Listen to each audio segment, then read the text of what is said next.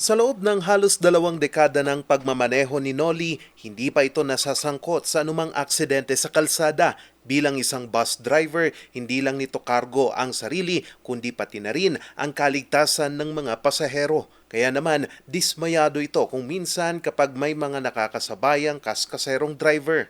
Medyo mainis ka rin sir pagka siyempre madadamay ka nun pagka lalong-lalo na yung mga motor, mga naantok, mga lasing ganun.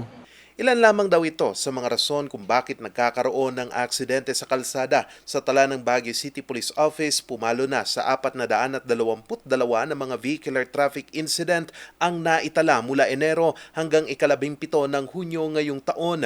Mula sa bilang na ito, 9 na ang nasawing individual habang 69 naman ang nasugatan. Karaniwang sanhi raw ng mga ito ay mechanical defect at human error. We have also yung massive information drive through yung ating social media regarding yung mga road safety, mga road discipline, and meron pa kaming plano to conduct driver summit. Ang mga insidente ay iniimbestigahan ng PNP pero hindi maiwasan ng ilan na magtanong kung paano nga ba nakakakuha ng lisensya ang ilang pabayang drivers. Ayon sa automotive expert na si Bobot Lorenzana, hindi lang daw sapat na alam ng isang tao ang pagmamaneho para makakuha ng lisensya. Anya, mahalaga rin daw na sumailalim ang mga ito sa mga seminar. Kailangan yan kasi yan ang pangunahing kailangan natin, yung mag-attend tayo ng 15 hours theoretical driving course para nandyan lahat, hindi lang yung rules and regulations ang pag-aralan natin dyan, andyan din yung special related laws na dapat alam ng isang driver. Malaking katanungan din ito sa Department of Transportation Cordillera dahil dito hindi na lang daw sapat na PNP lang ang mag-iimbestiga sa mga aksidente kundi panahon na rin daw para makialam dito ang DOTR ayon kay dating Police Brigadier General at Regional Executive Director ng DOTR Cordillera na si Glenn Dumlao.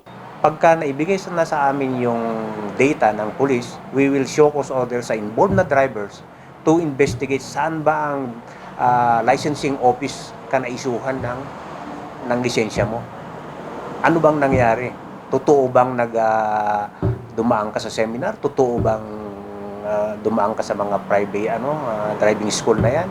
And in like manner, yung mga vehicles naman, ang tatanungin namin, saang district na-register yung vehicles na yan. Parte rin daw ito ng ginagawang reforma ni DOTR Secretary Vince Dizon lalo pat hindi lang nakataya dito ang pangalan ng ahensya kundi pati na rin ang buhay ng bawat Pilipinong gumagamit ng lansangan. Pero wala pang isang buwan sa pag-upo ni Dumlao sa posisyon.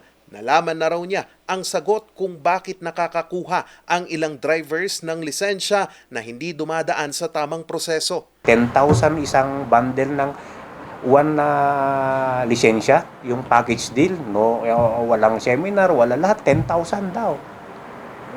Tapos yung mga registration, walang inspection. Maliban dito, mayroon din daw ilang opisyal na sangkot sa pangungutong. Uso yung kota-kota Nagkokota sila. So you are pushing your men na mag-extort. Di ba?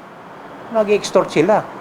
Yung bribe pa, parang yung bribe kasi, kung minsan, may mga mapilit na mga customer. Pero yung siguro maganda sa kalooban nila. Pero nakikita mo naman, siguro kung isang tubig lang, okay lang yun. Pero kung pera na, that's something. Ayaw ko. Dahil dito, nagkaroon na ng balasahan ang ilang opisyal sa regional at provincial offices na sakop ng DOTR Cordillera at nasa 8 opisyal na ang sinibak sa pwesto pero tumanggi siyang pangalanan ng mga ito. Sinabihan ko sila noon, itigil nyo. Tuloy-tuloy pa rin sila. Parang, hindi ka niniwala sa akin, Diba? Hindi pwedeng i-baby pa natin itong mga to kasi parang ingrained na. Sad to say. Pero ganun ang nangyari. Anya, nakahanda siyang humarap sa Civil Service Commission kung mayroong magreklamo sa kanyang ginagawang reforma sa ahensya. Pero hindi pa raw dito nagtatapos dahil magsasagawa pa sila ng malalimang investigasyon sa ilan pang kawani ng ahensya na sangkot sa katiwalian. Pinapa-audit na rin ni Dumlao ang mga driving school at mga registration centers sa rehiyon dahil sa mga natanggap nitong report sa umunoy sa buwatan ng mga ito sa ilang kawani ng ahensya.